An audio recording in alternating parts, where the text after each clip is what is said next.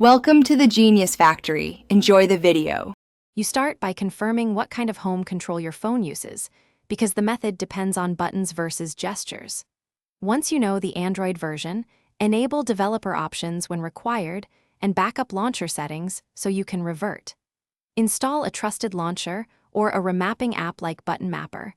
Allow accessibility and notification permissions when prompted. These first steps unlock the tools you'll use to change behavior. Make sure permissions stay enabled, or the change won't apply. Now you get into the detailed execution. If using Button Mapper, open it and grant Accessibility plus Modify System Settings, then select the Home control and assign single, double, or long press actions to Home.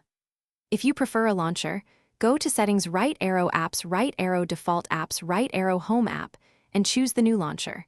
Then adjust its gesture and home action settings.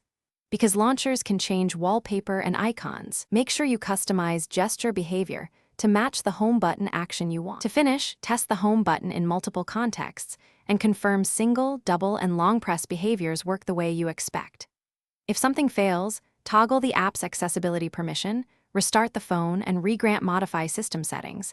These quick steps fix most permission-related problems. If you used ADB, make sure USB debugging is enabled and the PC trusted. Once everything behaves, set the launcher as default to avoid prompts. One tip: reboot after changes to ensure persistence. Thanks for watching. If you found this helpful, don't forget to like and subscribe.